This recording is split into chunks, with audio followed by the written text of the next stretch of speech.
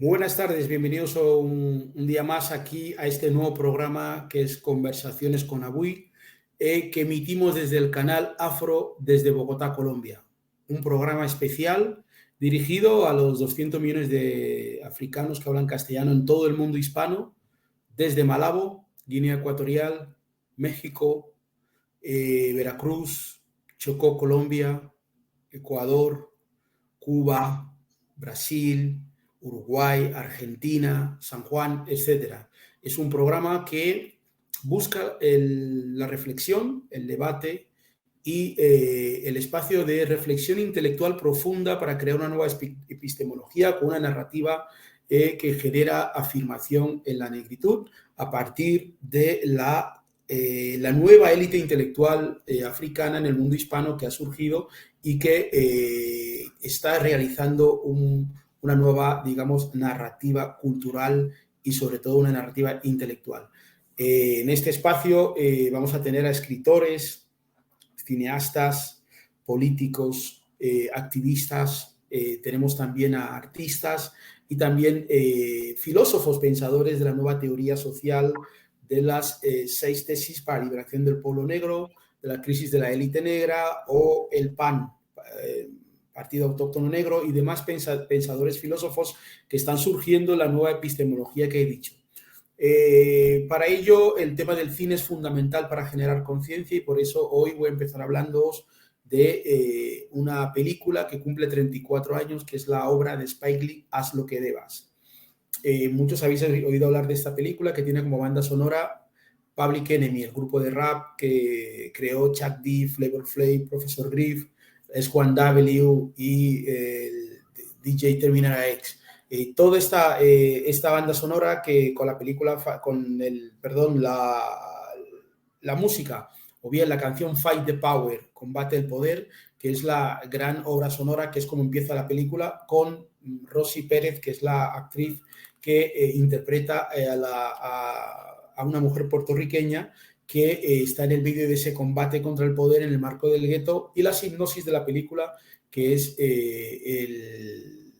lo que se produce en el Brooklyn, en el barrio de Brooklyn, en una pizzería regentada por Sal, que es un actor italiano, cuyo hijo John Turturro interpreta toda la saga de nuevos actores que van a surgir con Spike Lee y lo que se ha llamado el realismo social negro, que rompe o que viene después de lo que fueron el Black Exploitation en los 70 y 80 y después en los 80 lo que fueron las películas de la burguesía negra que reproducen como el tío Phil o bien en este caso Bill Cosby en el marco de las sagas familiares, que luego el Príncipe de Bel-Air,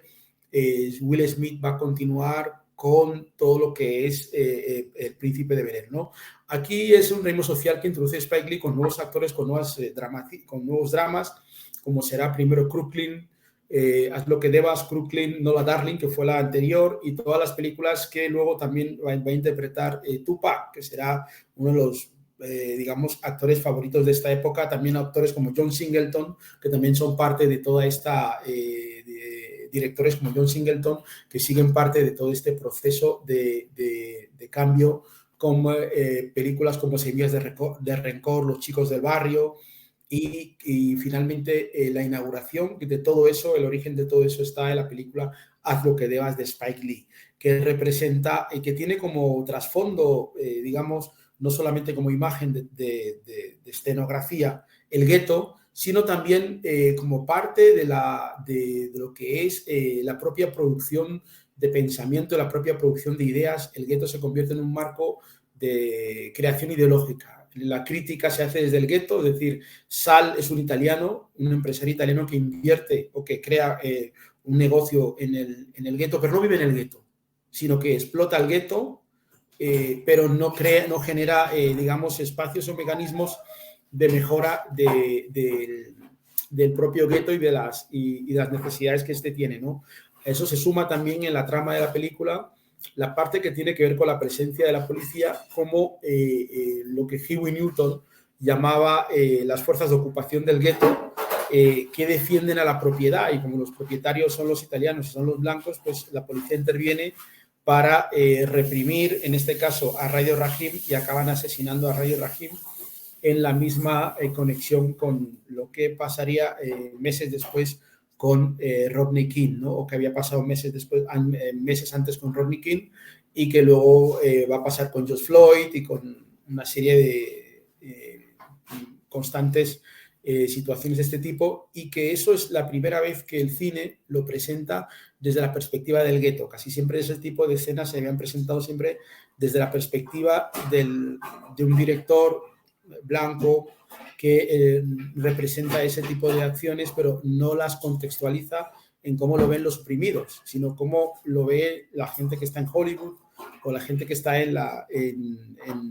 digamos, en Broadway, ¿no? Que son los que crean, que ven esa perspectiva. Es la primera vez que se presenta ese conflicto desde las propias intríngulis, narrativas, historias del gueto, Rosy Pérez, John Turturro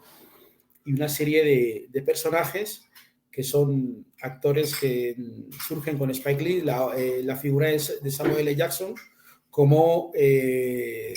Mr. Love Daddy, que tiene la misión de dirigir desde una emisora de radio, narrarnos todo lo que está pasando en el día a día en el gueto, las historias de amor, las historias de odio, y Radio Rahim, que es el que está con un pie en el odio y en el amor, ¿no? Con su cassette, su música, y la idea de llevar ese sonido y esa música a muchos sitios. También la película introduce siempre bastante la presencia de Martin Luther King y de Malcolm X, constantemente aparecen en la película y aparecen analizados por los propios miembros del gueto, no tanto como líderes sociales, sino como instrumentos dialécticos del propio gueto. El propio gueto tiene sus propios líderes, tiene sus propios imaginarios y tiene su propia potencialidad, y ahí aparecen como tesis antagonistas estas dos ideas del Tengo un sueño de Martin Luther King, también un poco en la línea de William Du Bois del Talento 10, y luego aparecen ya las perspectivas que tienen que ver con Marcus Garvey y también con Malcolm X dentro de que los personajes los traen. Radio Rahim lleva una serie de postales con las fotos de los líderes y los va mostrando como presentando las opciones de respuesta frente a esa explotación del gueto. No hay que dejarse engañar por la explosión final de ira de la película, porque hay una explosión final en que la pizzería se quema y que el gueto, como única fuente de respuesta y de comunicación, tiene la violencia, y por tanto acaban, digamos, quemando la pizzería, y también representa el levantamiento de los guetos de Los Ángeles 84 por lo de Rodney King, pero también lo que fue en París 2004, lo que fue en el 2011 en Londres, lo que fue también en Barcelona en el 2013, lo que ha sido en Salt, en Cataluña, con la muerte de Aliou Diop y con la muerte de Mara.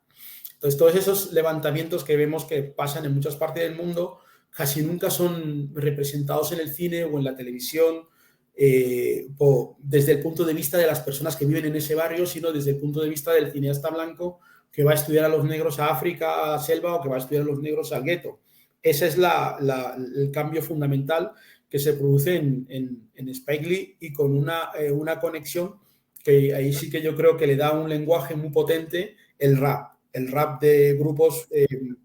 muy politizados como Public Enemy, Schoolly D, Africa Islam, y también lo que van a ser grupos como Paris, Sister Souljah, que tienen un rap, Inspector Technique, tienen un rap muy político, y al mismo tiempo tienen un rap que es muy, al mismo tiempo comercial en la parte del éxito musical. Incluso si tenemos en cuenta que Wu-Tang Clan y como sus antecedentes de Wu-Tang Clan, que puede ser también Two Live Crew y otros grupos, acaban en el cine, ¿no? Ice-T acaba siendo un gran actor, ahora está en todas las películas, pero también acaba siéndolo Ice Cube, también otro gran actor.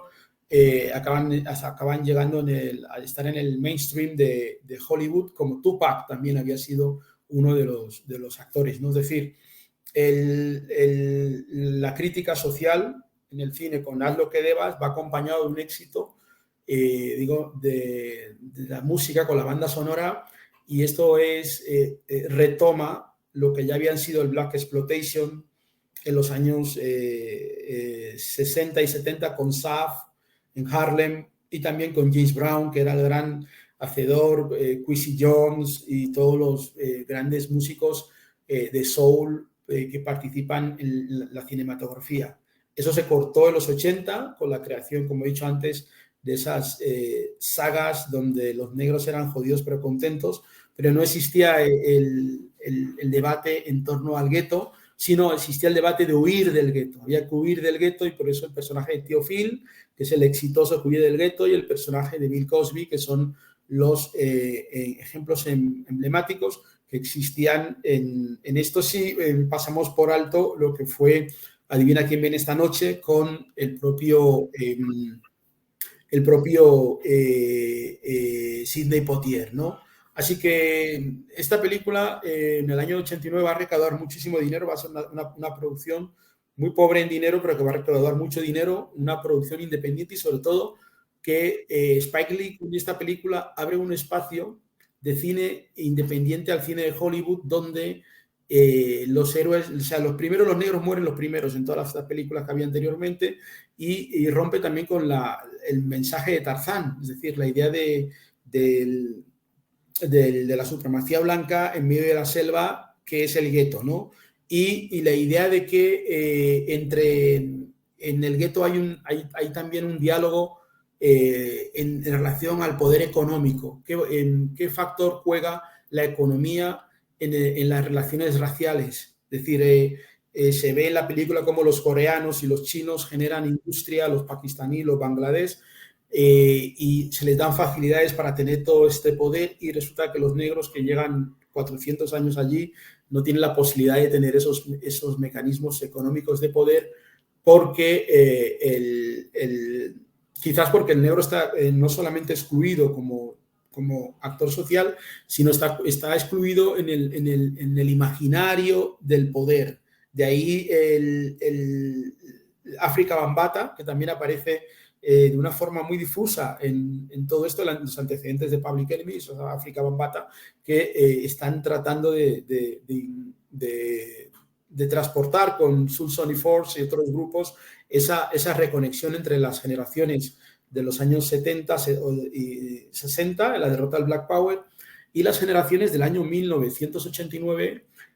90, de Rodney King y de Spike Lee. Yo creo que ese puente entre esas generaciones es lo que supone la película Haz lo que debas, es lo que supone toda esta película. En Argentina y en Chile se tradujo como Haz lo correcto, que es el título que tiene allí, pero en el resto del mundo hispano se tradujo como Haz lo que debas, y sobre todo hay varios personajes en la trama que representan elementos diferentes en la jerarquía de la comunidad negra. Hermana Madre es uno de ellos, el alcalde también es otro de ellos, Ossie Davis, y porque el reparto es potentísimo. Tiene a Ossie Davis, tiene a Samuel L. Jackson, tiene a John Turturro, tiene a actores de primera línea, que luego lo van a ser de primera línea, incluso Rosy Pérez, que luego va a ser una actriz importantísima. Y en ese sentido, por ejemplo, Ossie Davis, que representa a ese negro que ha estado toda la vida haciendo lo que los blancos quería integrarse, quería ser famoso, y al final acaba siendo casi un mendigo, pero mantiene el respeto de la comunidad. Ese es la imagen o el rol que el alcalde, en este caso Ossie Davis, presenta, y que va a ser un personaje que va a ser recurrente en Spike Lee, porque también Spike Lee lo va a introducir en la película La Marcha del Millón. Y él aparece en La Marcha del Millón con el mismo personaje, alguien que quiere ir a la Marcha del Millón porque durante toda su vida se ha negado a participar en las luchas negras. Y esto es muy típico entre la élite, digamos, profesional, intelectual negra, que se mantiene al margen toda la vida de lo que son las luchas negras, y al final de su vida se da cuenta que no han podido reconocerle ningún tipo de aportación, al estar toda la vida conspirando contra su propia población y se ve inmerso en la necesidad de intentar a marchas forzadas ejercer de correa de interpretación de esa comunidad que desconoce pero que quiere liderar. Eso pasa mucho en España con los líderes negros mulatos que toda su vida pretendieron ser blancos y que luego al final de los tiempos ven que son los manteros los que llegan a diputados, entonces se enfadan porque creen que deberían ser ellos los reconocidos por la comunidad, pero al mismo tiempo es una comunidad que ellos nunca han querido conocer, ¿no? Ese es el personaje del alcalde, que lo hace muy bien y ha dicho en dos obras de Spike Lee, Haz lo que debas y La marcha del millón, aparece siempre Ossie Davis. Y también Ossie Davis vuelve a aparecer otra vez en Malcolm X, al final de la película, que es también un gran reparto que tiene con el propio Mandela. Madiba Mandela es uno de los repartos de la película que Spike Lee introduce en Malcolm X. Bueno, Haz lo que debas, como hemos dicho antes, conecta con una serie de películas de Spike Lee, como puede ser Mo Better Blues, en el que Denzel Washington hace de jazz. También puede ser Brooklyn, El verano de Sam, que es una de las películas donde más personajes blancos salen en la película de Spike Lee. El clan de los irlandeses, bueno, una serie de películas, y también Jungle Fever, que es ya el gran descubrimiento que hace Spike Lee de este gran actor que es John Turturro, he dicho antes, y Annabella Scorsese, que aparecen y son actores que ahora mismo están consolidados en Hollywood, pero que hace 30 años nadie los conocía y fue Spike Lee quien los introdujo. El caso de Wesley Snipes, que también aparece en todas estas películas que Spike Lee va creando y que, bueno, la Academia de Cine de Hollywood pues le ha negado el Oscar en diferentes y solamente le ha dado algunos premios marginales debido a la faceta explícita de denuncia y de discurso independiente en relación a lo que es la cuestión de la negritud. Yo quiero decir en ese sentido que la obra de Spike Lee no es tanto una obra de denuncia, sino una obra de afirmación.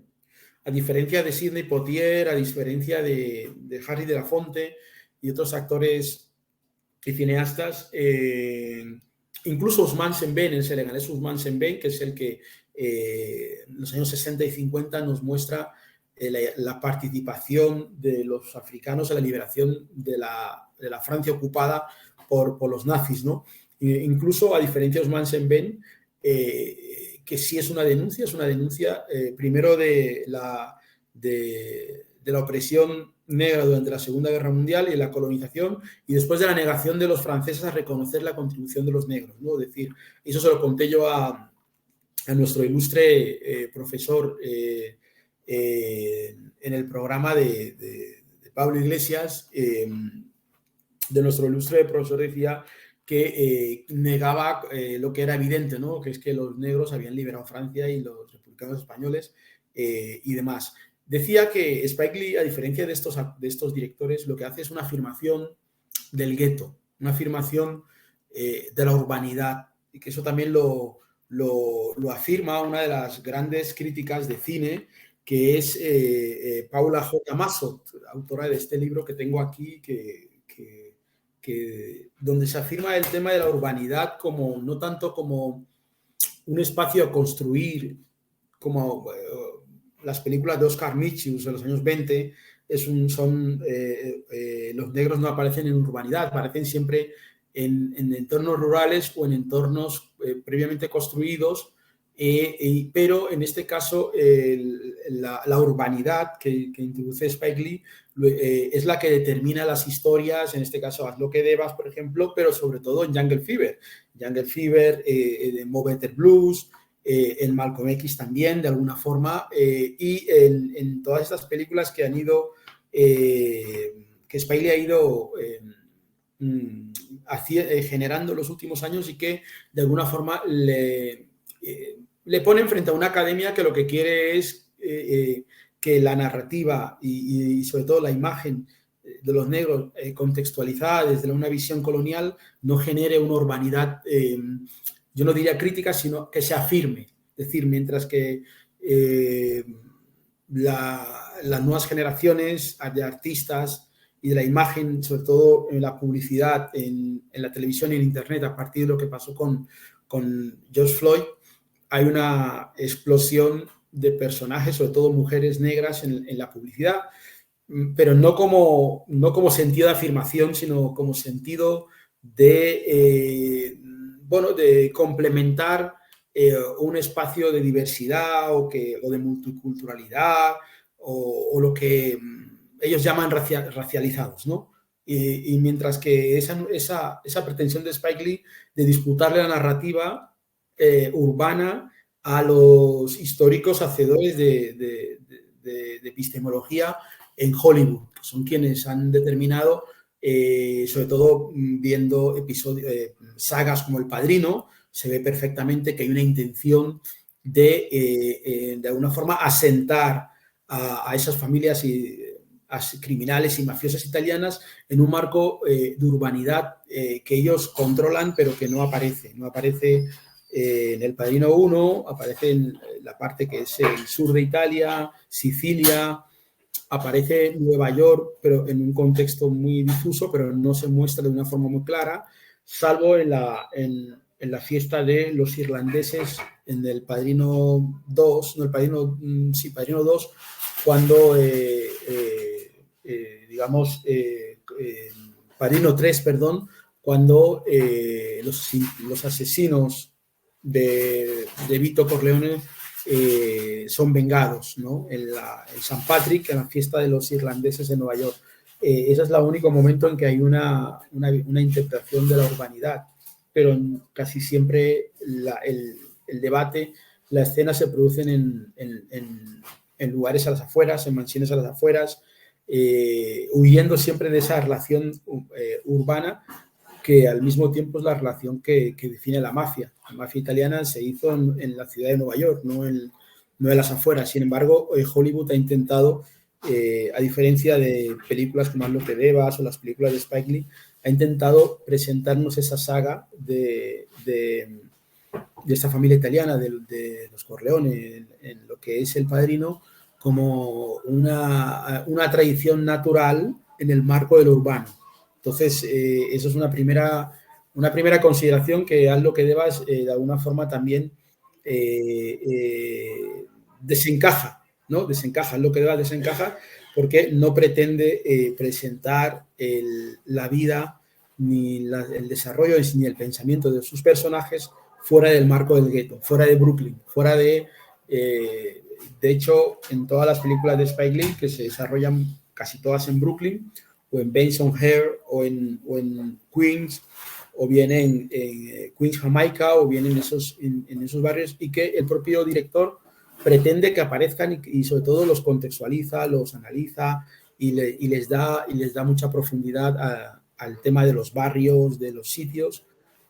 que también los grupos de rap que va a usar para sus bandas sonoras también hacen lo mismo.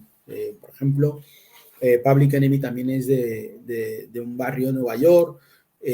Randy MC también es de un barrio de Nueva York, etcétera, etcétera, etcétera. Y en los años 2000 eso va a cambiar profundamente, porque va a haber eso que antes Balu Lumumba solía llamar la centrifugación, donde los personajes ya no son de un barrio, donde el barrio ya no existe como tal, sino que existen historias de una globalidad que aparecen sin ningún tipo de raíz. Y eso contrasta mucho con el mensaje de Haz lo que debas, que en todo momento quiere preservar la cuestión del gueto como escenario discursivo, no solamente como un lugar donde pasan cosas, sino como un lugar donde esas cosas se analizan, se internalizan y al mismo tiempo producen ideas, producen narrativas desde el gueto. No es que el gueto reciba las narrativas de gente que viene de otros contextos, como el caso de Vito Corleone, que viene en un barco desde Italia para ser delincuente en Estados Unidos, y eso es el argumento principal que le convierte en un hecho, en un sujeto supuestamente americano, pero sin una localización concreta en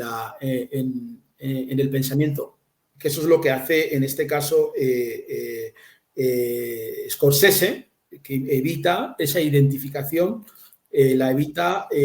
hablando de diferentes ciudades, diferentes lugares donde la mafia está, pero nunca sentando un marco de pensamiento concreto de la mafia, salvo lo que es el sur, que es Italia, que es Sicilia, que es donde se esconde Michael Corleone, y en este caso lo que hace Haz lo que debas, desde el primer momento es la pizzería de Sal, que está en Brooklyn, y es donde surge el conflicto, que luego va a tener una dimensión personal con Mookie, con la propia Rosy Pérez, que es su pareja, o la madre de su hijo, y al mismo tiempo una dimensión social, porque al fin eso implica otros actores como los coreanos, como los latinos, como otros actores del gueto, y que al fin y al cabo esa explosión final incluye que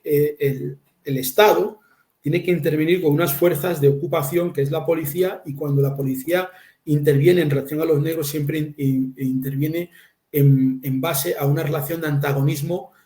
fruto de la propia composición dialéctica y esa conversación que los personajes del gueto mantienen con los personajes que están fuera de la plantación, pero que intervienen constantemente, que son los empresarios y la policía, las fuerzas de orden y la empresa. Es decir, esa es lo que al final hace que Mookie se vea entre la espada y la pared y sea el primero que coge un cubo de basura, lo lanza contra el cristal de la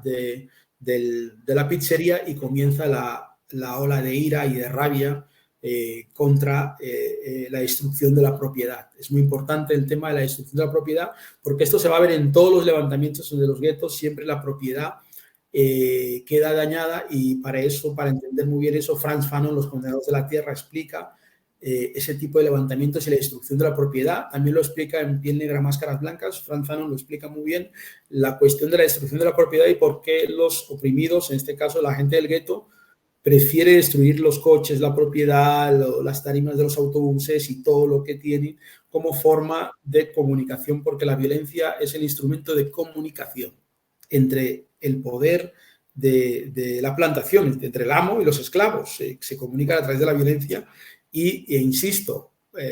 no es solamente Los Ángeles 84, sino que ha pasado en París en el año 2004, Londres 2011, en muchas ciudades europeas hay levantamientos de negros, que aquí los llaman de inmigrantes, que es una forma lingüística para no reconocer ese antagonismo, ¿no? Entonces, el llamarlo de inmigrantes, pues es una forma de decir que las personas que se han levantado no tienen legitimidad porque no son de aquí. Entonces, el lenguaje allí, dentro de la posmodernidad que crea sentidos de lenguaje, pues de alguna forma lo hace. De hecho, también en la película, Fanon aparece mucho en la película de Haz lo que debas, porque Fanon aparece mucho en la película, decía, porque Spike Lee constantemente en algunos de las escenas de conversación entre italianos o entre otros personajes, hay una escena donde negros mayores del barrio están sentados frente a la tienda de un coreano y están conversando sobre la inmigración, sobre la legitimidad o no de que los coreanos vengan como inmigrantes cuando los blancos, digamos, desde el propio presidente último de Estados Unidos, como todos los demás, fueron también inmigrantes, y los negros también, porque también vinieron en esas grandes pateras que eran los barcos de esclavos. O sea, con lo cual lo que plantea Spike Lee en este debate es el hecho de que no es el hecho de la inmigración lo que marca la diferencia, porque todos son inmigrantes, sino el papel que cada uno ocupa en esa jerarquía dentro del capital. Eso es un debate interesante, y es ahí donde se introduce el papel principal de Fanon, en el sentido del lenguaje, cuando Fanon habla en Piel negra, máscaras blancas, de el negro y el lenguaje. El lenguaje que en cada En cada escena de la película es un lenguaje diferente. Cuando hablan italianos hablan de una forma diferente, cuando hablan entre negros también, pero cuando hablan entre los hispanos, cuando hablan entre los miembros de los diferentes grupos que aparecen, también manejan lenguajes diferentes, y esa diferenciación de la lengua en la película de Haz lo que debas también se maneja en las conversaciones que constantemente los policías tienen respecto a los diferentes grupos o los diferentes grupos respecto a la policía, que hay una escena en que muchas comunidades se insultan unos a otros, ahí aparecen los judíos, aparecen los coreanos, aparecen tal, y con categorías lingüísticas muy importantes y muy diferenciadas en la película de Haz lo que debas, acompañado de una banda sonora que he hecho, musical, excelente, que lo que hace es, de alguna forma, contextualizar y prever esa explosión previsible del gueto que se va a producir a través de las alusiones constantes de Samuel L. Jackson al tema del calor. Samuel L. Jackson alude siempre al tema del calor, que suben los grados, que hace mucho calor. Todas esas alusiones hacen previsible lo que al final va a ser el choque entre ambas legitimidades, la legitimidad del empresario blanco que se ve con derecho a ir a África y montar un negocio, y si los negros no tienen derechos, pues eso es su problema. Yo he venido aquí a hacer mi negocio, y si existe el apartheid en Sudáfrica, pues será problema de los negros, pero no es mío. Esa es un poco la idea del personaje de Sal, pero al mismo tiempo hay otra corriente que cree que Sal, por el hecho de estar en África o estar en el gueto, tiene que poner fotos en las paredes que representen a las personas de esa comunidad. Y son esos dos debates de legitimidad que todavía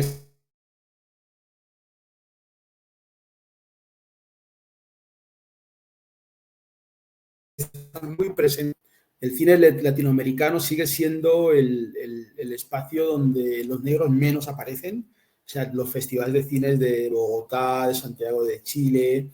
incluso de Cuba, donde hay festivales de cine donde no hay personajes negros.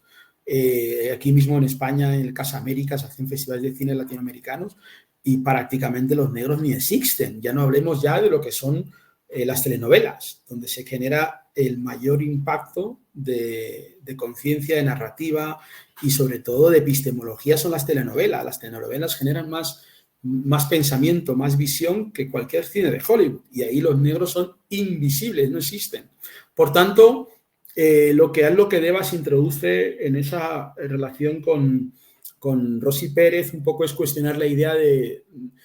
que los latinos son todos blancos, de Miami, que es un poco la idea que existe en Europa, ¿no? Cuando se habla de latinos, se está hablando de personas blancas que vienen de Latinoamérica, pero no tienen en cuenta que en Latinoamérica el 40% de la población es negra y por tanto también son latinos y por tanto también tienen una doble mirada o una triple mirada de este contexto de urbanidad y del gueto, que es lo que Devas, la película, nos hace ver a través de la figura de Rosy Pérez, que es una figura de los puertorriqueña que nos hace ver en esa mirada, ¿no? Bueno, ya para terminar bueno, profundo y exhaustivo análisis que hemos hecho de la película Lo que Devas, pues eso, invitar a las estudiantes de cine, a los actores, a, a los guionistas, a la gente que está implicado en el teatro y en el cine en todo el mundo hispano, a que reflexionemos sobre esta película, no tanto como un producto de Hollywood, porque no es un producto de Hollywood, porque es un cine independiente, sino para entender tres aspectos. Uno, el lenguaje; otro, el gueto como actor social y como espacio de representación; y luego también lo que es las confrontaciones de legitimidades en el marco colonial, en lo que es conciencia de sí, conciencia para sí, con lo que es el marco de fanoniano de la negritud, que confronta lo que es la pigmentocracia. Y se ve bien esa confrontación y también la importancia de la hispanidad de Rosy Pérez en el conflicto. Es decir, hay una visión muy euroblanca de la hispanidad frente a una visión afro de la hispanidad, que esas dos visiones, la visión euroblanca es la de los italianos, que también se sienten parte de esa latinidad o hispanidad, y luego la de Rosy Pérez de los puertorriqueños, que colisionan en un escenario urbano del gueto negro que sirve como la plantación para entendernos en el ámbito del cimarronaje. Pues este ha sido el análisis que hemos hecho hoy aquí en el Canal Afro, desde Bogotá, desde Colombia, para todo el mundo, para nuestros amigos en Guinea Ecuatorial que nos siguen, en África, la doctora Lidia Obiang, la gente que nos sigue desde Camerún, Senegal, la gente que estáis en Colombia, en Chocó, la gente que estáis en Quito, la gente que estáis también en Cuba, que estáis en Argentina, en San Juan, que estáis en Uruguay, en el Río de la Plata, Brasil, todo lo que es esa conexión, ese triángulo África, Europa, América, ese triángulo importante de siglos, que a través de aquí del Canal Afro vamos a analizar obras, vamos a analizar películas, vamos a analizar grandes libros y grandes principios teóricos epistémicos desde una perspectiva forcentrada, desde una perspectiva panafricanista. Pues eso, muchísimas gracias.